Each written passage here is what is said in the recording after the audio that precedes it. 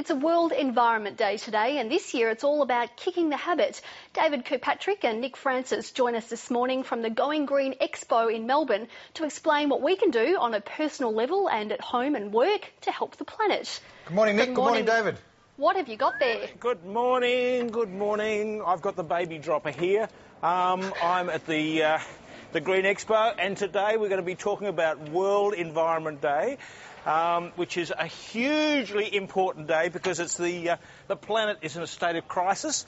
And to assist me in that conversation, I have the global traveller, the entrepreneur of the environment, Nick Francis. Where have you just come from? Hi, David. Hi, Kirsty. How are you going? You just come from overseas. Yeah, I've just been in Europe, actually in Cairo, at the World Economic Forum, chairing a debate about the future of energy in the world. Giving him a bit of...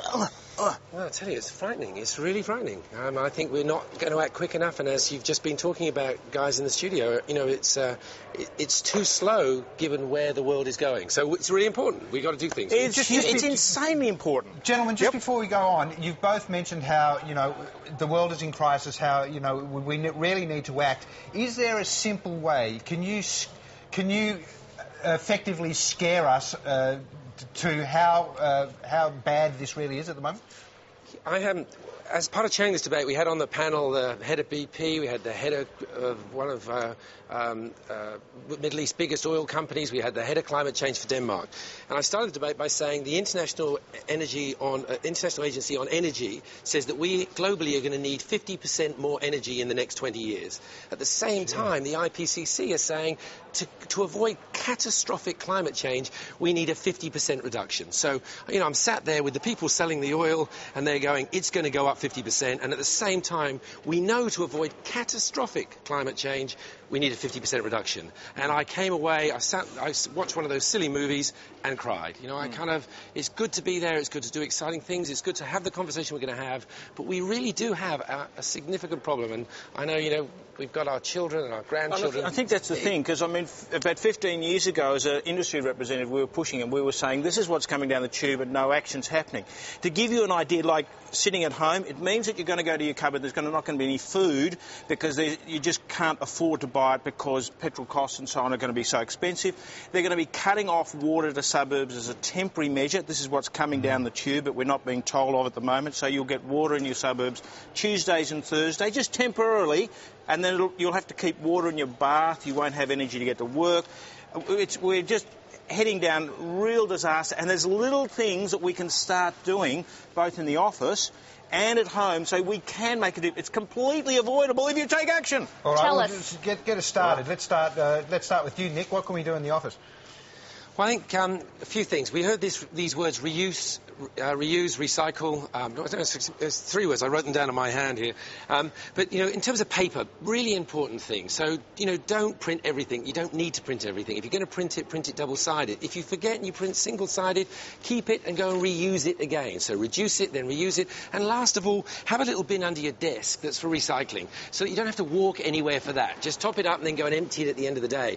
If it's easy and it's there, you'll do it. Secondly, eating and drinking in the office. We go and buy all this stuff and then we end up throwing it away. You know, it's actually take a knife and fork to work. You know, have a cup when you go down and get your coffee, have it in your own cup. And then when you go and wash up, don't rinse everything. At home we don't rinse everything. We fill up the sink and we wash 5 or 6 things together.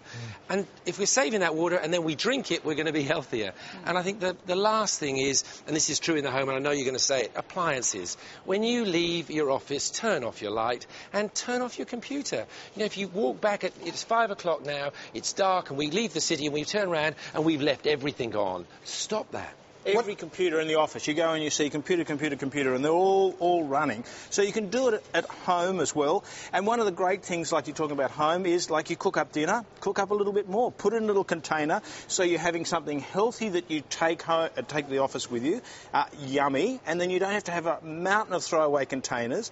Another one that I love is turning down your hot water service. You know, you turn on the tap and it's scalding and the children burn themselves. So you've got to turn on the cold tap, which means that you're using more water, more energy. All you do is go outside to your hot water service and turn the thermostat down, not so that it's lukewarm, but it's still really hot. You're going to save a fortune in carbon, the gas heating or electrical generation, little things like changing the light globes. As your light globes die, change them over to energy efficient ones. If we're on the subject of heating, oh look, I'm on a roll now, don't stop me. If you're talking about heating in the house, what you can do is those rooms that you're not using, shut the doors, turn the vents down there, so you're only heating that part of the house that you need to heat. And it's going to save you money. You've got to save the money. So there's another way. You were also talking about, one of your tips is to get rid of blow heaters. Why are they so ineffective? Oh, man, blow heaters. Well, you've got an element in there that you've got to heat the element, and then you've got to have an electric fan to run and blow against the heating element. So you're doubling your consumption of electricity. If you've got a convection heater, which has just got like an element that might heat water in a cone or heat oil in a cone, what happens is that you're using the air. The air will naturally pass that heating element and out, so you don't need to have the fan running. It's just as efficient in terms of heating a room, but it cuts the cost down by less than half. And I'm Scottish, and Scots, we hate to throw money away, and we're throwing money away, we're throwing the environment away all at the same time. So get a convection heater. Nick, what is happening at the Going Green Expo? What can we get from there and learn from there? Well, I tell you, I've just walked in, and it seems to me that it's full of practical ideas. So we've just passed, apart from bicycles, little electric scooters. There's opportunities to see lots of recycled products. I mean, there's architects here, so you can get ideas. Solar hot panels. What to do with and talking about push bikes, I've just started riding my push bike to work. It takes me 40 minutes to take the car in peak hour traffic, frustration, and 45 minutes on my push bike. And look at you, you're a fine physical example because of it. Yes. Well, there you go. Gentlemen, is the message getting across? I mean, I was saying earlier in the program, it's very difficult for the individual often to come to terms with this because the problem seems so vast, we kind of get overwhelmed. Is the message getting across? What's the easy way for the individual to kind of go, yes, I can make a difference?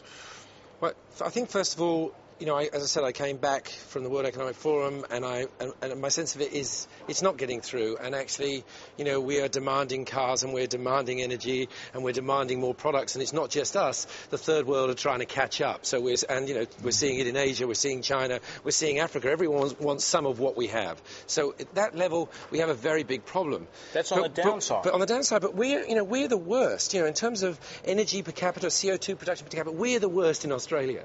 So if we don't want all of China to catch up with us, we actually have to lead that. We have to reduce our emissions. We have to think about the way we act.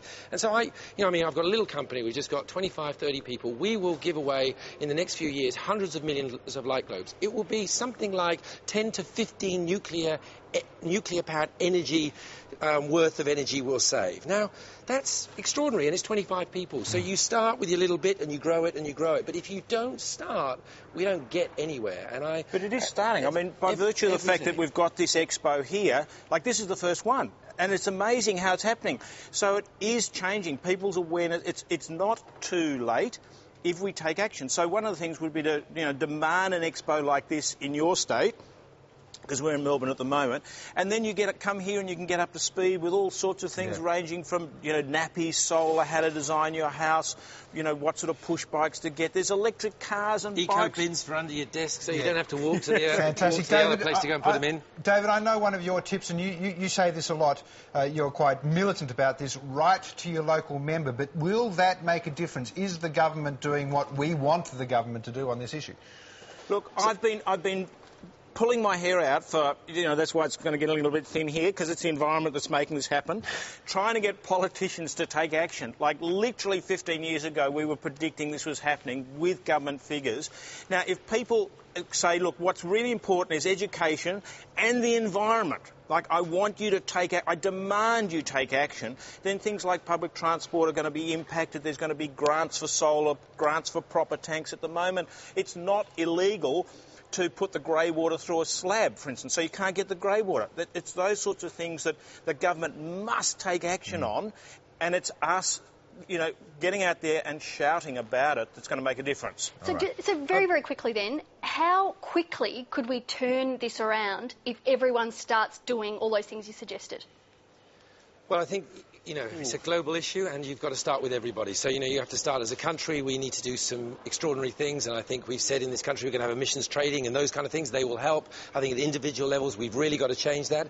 And in between, I mean, I've actually just had my first. I'm dyslexic. I had my first book out, so I don't know whether you could read it. But well, it's just about doing business differently, and we actually have to do our businesses differently. We have to lead at home, we have to lead at work, and we have to lead at government, and we have to do it differently. And we will adapt. Look at petrol. Petrol's just gone through the ceiling, and we're not dying, you know, so we are adapting to change, and we need to adapt really quickly. And I'm going to get on a bike because I really want to figure like that. So do I. Gentlemen, it's always lovely to speak to the two of you. Thank you for your time this morning. See you, David. Thanks, guys. See you.